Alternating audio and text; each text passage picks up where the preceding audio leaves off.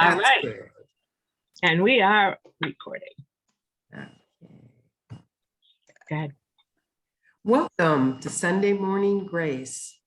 Today is the last Friday, or excuse me, Sunday of March. We're heading into spring. I am here with Reverend Mary Ann, who is doing the technical, but we invite her to join with us.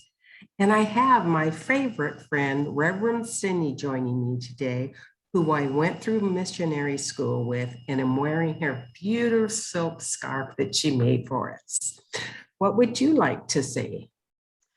I would like to say a gracious good morning to everyone out in computer land, and it's lovely to be here with you, Reverend Beverly and Reverend Mary Ann.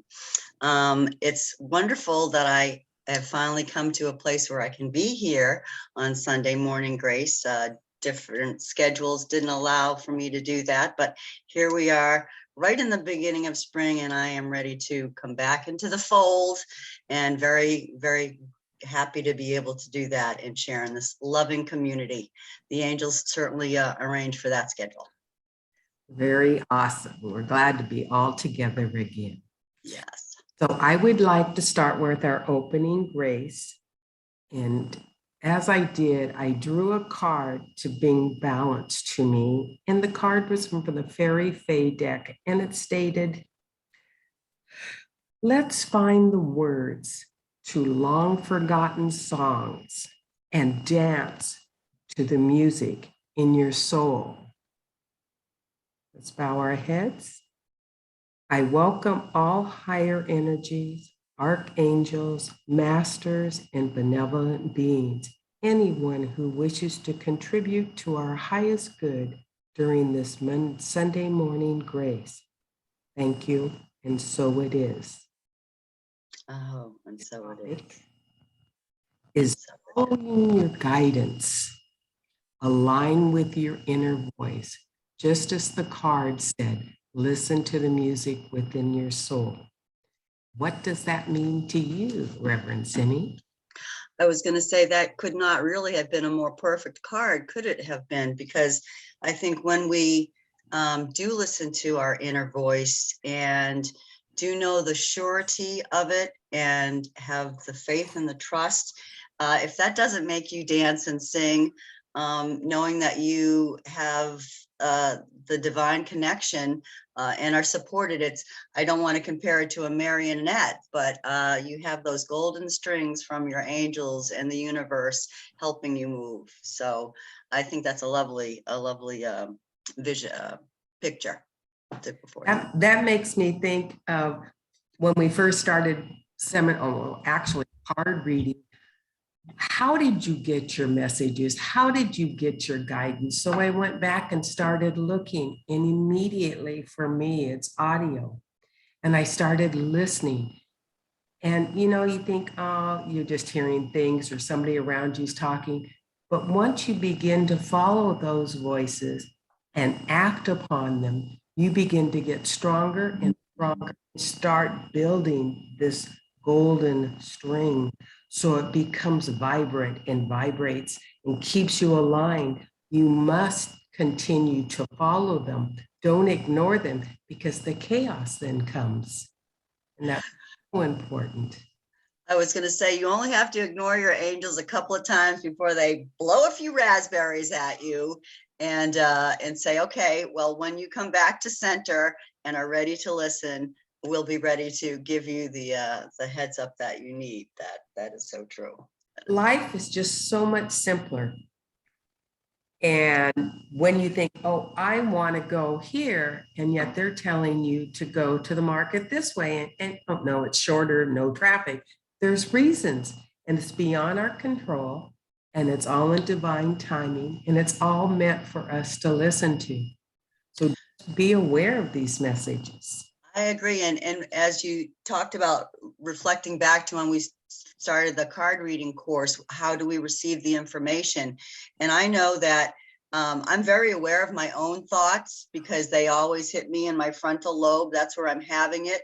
But when I'm getting what I call a download or information, it's always in the middle of my head. That's where I'm receiving this information. Or even that deeper intuitive thing, of course, is right in my solar plexus. But so I think beginning to pay attention, you know, to where you're receiving it and knowing I didn't initiate that thought. That's not even the language that I would use. That's how you can begin to feel comfortable with the guidance that you're being given. It's always, it's interesting because it's hard to explain how and what guidance you're getting, but immediately you have a knee-jerk reaction, how it be in the head, in the body, in your sacral, you know it, and it's you need to honor it. There is no peace until you start beginning to honor what thing is going on inside yourself. Well, persistence is certainly the one of the hallmarks of the universe, isn't it? If you're not going to get this lesson, okay, we'll deliver it to you in another way and in another way until you finally get it. So it is a curious thing. You know, I was thinking about this and about following our guidance, and you've heard that that little quip, like, what would you tell your 12-year-old self if you got to meet them again? And my first response has always been, call on your angels, listen to your angels. That's what I would be telling my 12-year-old self, and not waiting the 22 plus years that it finally took me to do that. That is so great, because we as ministers have the chance now to do that to the younger generation. And it's amazing. I've started with my daughter, my two granddaughters, and they draw cars. We talk to the fairies. We have fairy homes. My other one's doing human design. And it's an avenue they were never aware of. All the spirituality that's open to us now. And the negativity, the adversity is no longer with it, because everybody comes to you to find out what's going on. And it's not that you want to give advice. You want to show them how to do it themselves and align themselves. Yes, teaching them how to fish, certainly would, So true. would be the way to do that. Nice. Do you have anything to add, Marianne? The only thing I would add, and Signe, I love that guidance and that advice you would give your 12-year-old self. But I wonder if maybe we shouldn't think about, or I wouldn't think about, maybe refining that a little and saying, we know how children are really tuned in, and until they start getting their filters, because as adults, we start telling them, oh no, you can't believe that, is maybe just listen to those messages. And that brings us right back to that tenet. I listen to the spiritual messages within my physical body. Is really just, if you feel it inside, explore it. Don't let anybody tell you what you're feeling is wrong. I know my niece, my goddaughter, used to see angels in her room as a child, and I would babysit her every Thursday night. Her mom was in school, and her dad was a Boy Scout leader, and Thursday nights were his troop meeting. And she used to always say to me, pull a card, and we would pull a card. And then she'd say to me, what is my angel's name, Auntie? And her angel's name was Yanush. Oh. And so maybe the message is really just to not let anybody change what's in their heart and soul, even as a small child. And the message to us as grown-ups, and those of us who are now raising children and grandchildren and great nieces and nephews, is don't stifle that innocence within them, and let them really get in tune to what's coming. That's so true. I was going to say, and thankfully, I think we are now in a place in society where people are not being taught to ignore their natural instincts. You know, for a long time, this is, I think, what we've all been coming up against, is people have agendas they don't even know that they have, but to keep us from our spark. And right. And certainly our intuition is one of the things that helps grow that spark. Exactly. We're here to light up the world. That is our job. It is our purpose. Exactly. Nice. Thank you for Okay. allowing me to share. You're very welcome. Is there anything else anyone would add? Or do you think we're complete? We say enough on finding and using your guidance and aligning yourself? I would just say, I guess that I would add that, you know, one of the things that we have to do when we are finding our intuition is to be really able to discern that it's ours, you know, as opposed to taking on. We need helpers. We need people to shed a light on what our experiences are. But ultimately, I think we have to check in with ourselves and let ourselves be that that final guide, that final guru, to see if that information is useful. So it's nice to have people be helpers, but ultimately we are the authority, and to honor that. And to honor that. The one thing I always look, you brought an avenue up that I forgot about. I always have to say to myself, is this in my highest good? Is it coming from a place of love, not fear? And then I sit with that. And then everybody's giving you all their 2 cents.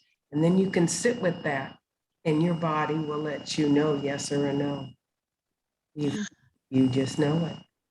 I agree with that. And I would just say one thing, you know, the universe is always conspiring to serve our highest good, whether we know that or not, regardless of how much we fight against it. And I remember very specifically a time when I was checking in with my body, and I did because I knew it was my barometer and it would not fail me. And because I had to experience what I then experienced, my body did not register. It said, nope, you're going to have this experience and there's nothing we can do about it. So that is the other side of that. So very in interesting. essence, your body told you. Well, and it did Why serve me. not? It took me Yes. a couple of years to see how I was served, but it did ultimately serve me. So very interesting. Sometimes you have to have that long perspective to know what the Yes. grace was involved at that moment. And look where you are now. Yep. Yep. Yep. That's beautiful. Okay, well, I feel we are very complete and we should go on with the tenets. I agree.